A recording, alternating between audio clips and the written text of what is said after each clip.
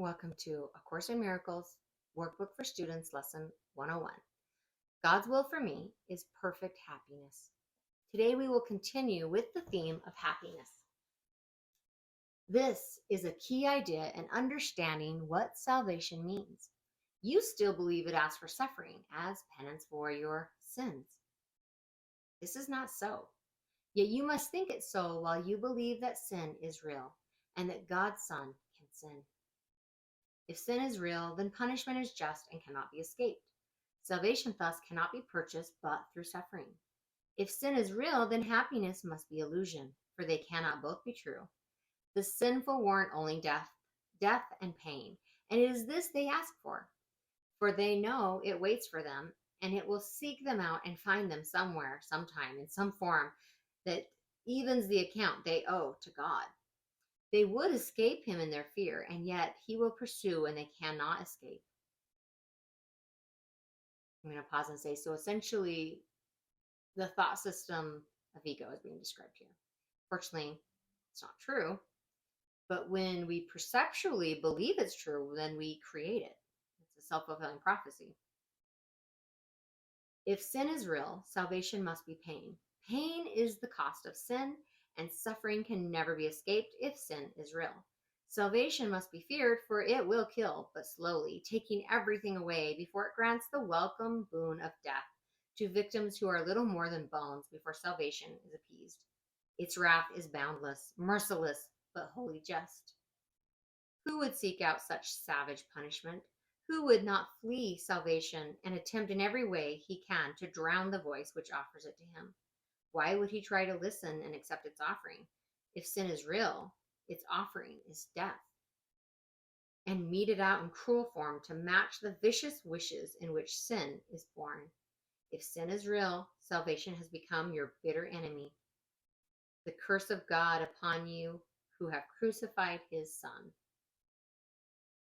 You need the practice periods today. The exercises teach sin is not real, and all that you believe must come from sin will never happen, for it has no cause. Accept atonement with an open mind, which cherishes no lingering belief that you have made a devil of God's Son. There is no sin. We practice with this thought as often as we can today, because it is the basis for today's idea. God's will for you is perfect happiness because there is no sin. And suffering is causeless. Joy is just. And pain is but the sign you have misunderstood yourself. Fear not the will of God, but turn to it in confidence that it will set you free from all the consequences sin has wrought in feverish imagination. Say, God's will for me is perfect happiness. There is no sin. It has no consequence. So should you start your practice periods and then attempt again to find the joy these thoughts will introduce into your mind. Give these 5 minutes gladly to remove the heavy load you lay upon yourself with the insane belief that sin is real. Today, escape from madness.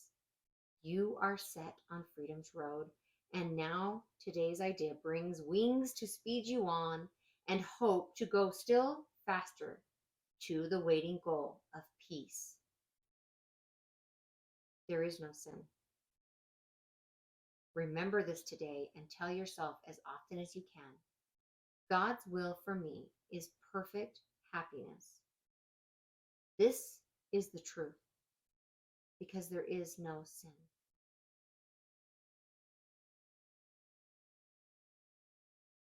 This concept can be difficult for the ego to accept because the ego is essentially a paradigm of fear and guilt.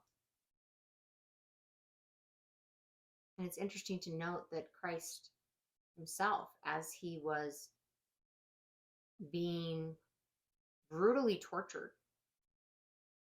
and killed, having committed no crime, even in that moment, he did not consider those killing him sinners. He said, Father, forgive them, for they know not what they do.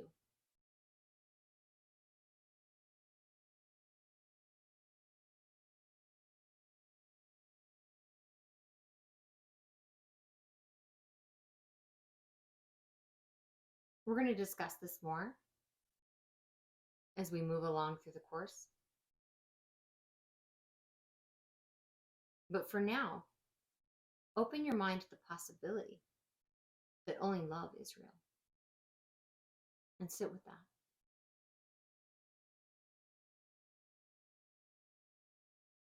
Thank you so much for joining me today, and I will see you tomorrow for lesson 102.